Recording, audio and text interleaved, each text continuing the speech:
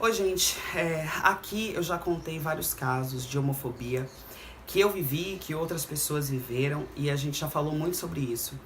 Mas hoje eu quero usar o meu espaço para fazer uma denúncia que ao mesmo tempo é um desabafo sobre uma situação que eu passei de homofobia durante uma seleção de emprego para um shopping daqui da capital. O maior shopping, eu acho, da cidade. E ele terceiriza uma empresa que faz essas seleções. E eu participei de uma dessas seleções e eu preciso falar muito, muito, muito sobre isso. Bem, eu tô cadastrado num desses sites dessas empresas de recrutamento, enfim, de vagas e tal. E lá eu vi uma vaga pra minha área, não de jornalista, mas da especialização, que é em marketing e mídia social. E era uma vaga para o shopping daqui de Salvador. E eu me inscrevi para essa vaga. Chegando lá, a seleção estava marcada para as 14 horas, aqui perto de casa, que é um prédio perto do shopping, também, do RH. E aí cheguei lá um pouco antes das 14, a maioria das pessoas já estavam lá, todo mundo chegou antes das 14 horas e colocaram a gente numa sala. E a pessoa que faria a seleção, essa senhora, se atrasou bastante. Nesse meio tempo do atraso, um rapaz entrou na sala, deu umas fichas, umas atividades para serem feitas, né? Bastante coisa. E uma ficha para ser preenchida com vários detalhes. Detalhes esses, inclusive, que ela já tinha pedido para incluir no currículo. E todo mundo estava lá com o seu currículo atualizado, com as informações que ela pediu em mãos. Mas a gente começou a preencher tudo de novo. De repente, abre-se a porta da sala. Ela entra toda esbaforida, agoniada, falando pelos cotovelos. Sentou, pediu que a gente parasse tudo que a gente estava fazendo e prestasse atenção nela. Dali em diante, começou uma coisa meio que uma palestra. Ela começou a falar coisas motivacionais, inclusive muito arcaicas, sobre se adequar à empresa, não a empresa se adequar ao funcionário, e vestir a camisa, aquele blá blá blá. E aí ela falou bastante, né? A seleção seria das 14 às 18 horas, a primeira etapa, naquele dia.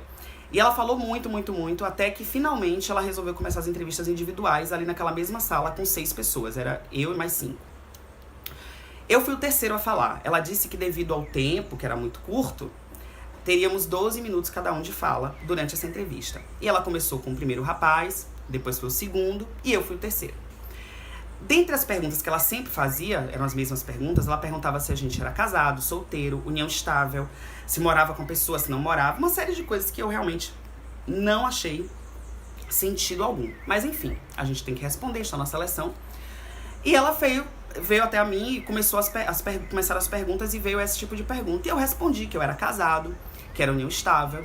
E ela foi indo, e obviamente ao se referir ao meu marido, eu usei o pronome masculino. Eu disse que ele isso, ele aquilo.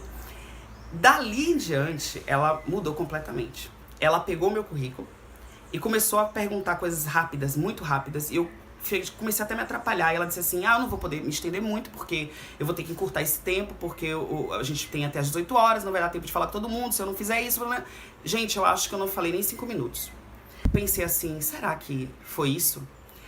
E fiquei me questionando, mas a primeira reação que eu tive, naquele momento que você tá vulnerável, porque você tá sendo selecionado para uma vaga de emprego que você quer, você pretende, afinal você tá lá, eu simplesmente liguei o relógio do celular, o cronômetro do celular, porque ela falou que cada um teria 12 minutos, mas a partir dali não teria mais, porque ela percebeu que não daria tempo.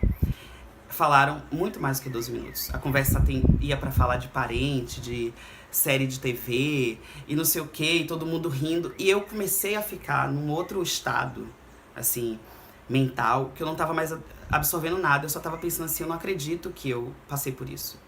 Eu não acredito que eu vim até aqui e fui vítima de homofobia. E aí eu fiquei ainda assim me questionando que não era possível que aquilo estava acontecendo comigo. E resolvi voltar para a realidade ali, prestar atenção em tudo.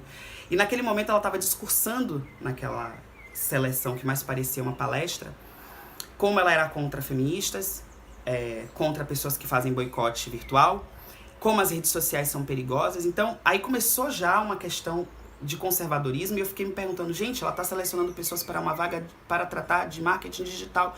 Como é que ela detona as redes sociais dessa forma? Aí eu pensei, é uma hora para eu falar alguma coisa, já que eu não pude falar de mim, eu vou dar uma opinião a respeito do assunto, já que estava conversa generalizada, sem tempo. Eu falei que eu era cliente do shopping, que eu usava muitas redes sociais assim como usuário e como profissional da área, eu usava a ferramenta de uma maneira positiva para mim e para o shopping, para mim e para o prestador de serviço, para a empresa, enfim. E ela me atropelou de novo. E eu fiquei pensando, gente, como é que um shopping tão grande, um grupo tão respeitado, coloca a seleção de funcionários na mão de uma empresa com uma pessoa tão retrógrada, conservadora, ignorante em relação ao que ela está fazendo ali. Quer dizer, ela estava, na verdade, desqualificando a função, a atividade, o trabalho daqueles profissionais de marketing digital. E aí, eu ainda com raiva de tudo aquilo, processando o que eu tinha passado, ela começou a falar das feministas, das atrizes da Globo, aquele discurso que a gente lê de Bolsominion no Facebook, eu vi saindo da boca daquela mulher. E foi quando eu me dei conta de que realmente aconteceu aquilo, que eu fui vítima de homofobia naquela seleção e eu não fiz nada. Aquela atividade toda do início que a gente deixou de fazer, que ela pediu pra deixar, faltando uns 15 minutos pra acabar, ela mandou a gente fazer tudo. Era redação, era planejamento de marketing, eram textos pra ler antes de responder. Obviamente não ia dar tempo, eu já tava com a cabeça em outro mundo, fiz tudo aquilo, corri e fui embora. Um dia depois, ou 2, ela deu o resultado de que eu não tinha sido aprovado. Eu já não tava nem mais ligando pra isso, porque eu tava com tanta raiva, remoendo tudo aquilo. E lá na hora, eu fiquei pensando assim, eu fiquei pensando, engraçado. A primeira coisa que eu pensei foi assim, cadê meu marido pra vir me buscar e me tirar daqui? Porque eu tava me dando conta de que eu, que milito tanto, que consegui chegar em um lugar onde a homofobia existe ainda, mas eu consigo lutar contra, eu me vi sem arma nenhuma, me vi vulnerável. E isso mexeu muito comigo durante aquele período. Até tanto que eu só vim gravar agora, mas isso já aconteceu tem 1 mês e pouquinho, eu acho.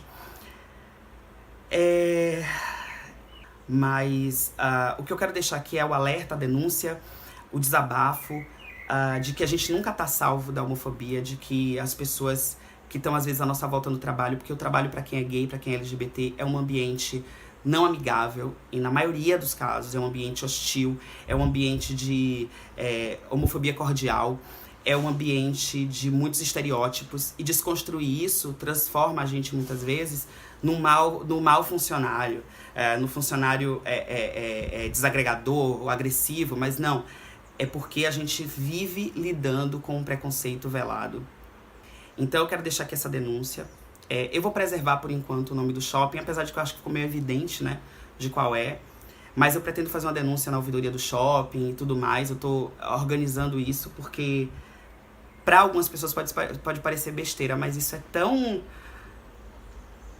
violento quando você vive. E eu me senti muito invadido, eu me senti desrespeitado,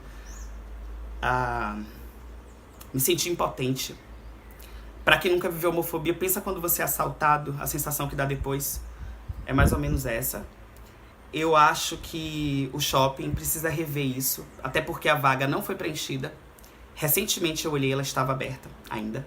Então tem que ver até que ponto essa empresa se beneficia em estender essas seleções por tanto tempo. Porque eu digo mais, eu não fui aprovado, ninguém pelo visto foi, e tinha gente muito boa naquela sala onde eu estava. Tinha gente muito qualificada naquela sala. E não só de currículo, mas da apresentação, da fala. As pessoas que tiveram a oportunidade de falar ao contrário de mim. Então, é preciso que isso fique aqui registrado. E, de qualquer forma, eu vou deixar um link. Eu nem sei se tem site ou Facebook essa empresa, mas eu vou deixar o link aqui para as pessoas saberem que empresa é essa. E para o shopping ficar alerta de que essas seleções são feitas dessa forma e, obviamente, as pessoas não são escolhidas porque elas não têm a oportunidade, eu cerceada a oportunidade por ser gay, porque isso ficou muito claro pra mim. Inclusive, as pessoas lá, na hora que isso aconteceu, eu vi o olhar das pessoas como quem diz assim, putz, sabe? Mas ninguém vai se manifestar, né? É que nem quando você é assaltado, pode estar 1000 pessoas em volta e ninguém vai se meter porque você está sendo assaltado. Eu sei, porque eu já passei por isso também, então eu sei mensurar essas duas coisas, por isso que eu tô dando os exemplos. Mas tinha gente muito boa também lá, que aparentemente não eram gays. E tem que ver até que ponto a empresa se beneficia em passar esses processos durante tanto tempo, né? Sendo terceirizada de um grande shopping, de um grande grupo conhecidíssimo, como é o caso desse shopping. É isso, gente. Eu vou fazer outro vídeo sobre essa coisa de mercado de trabalho, com menos emotivo, eu acho. Mas é foda você passar por essa situação e depois você ficar lembrando, né? Porque não dá pra voltar no tempo. Então eu espero que esse registro signifique algo pra mim, assim, e pras outras pessoas. Porque, na verdade, é o grande motivo, é a grande coisa por trás de eu estar fazendo um canal no YouTube. É só isso.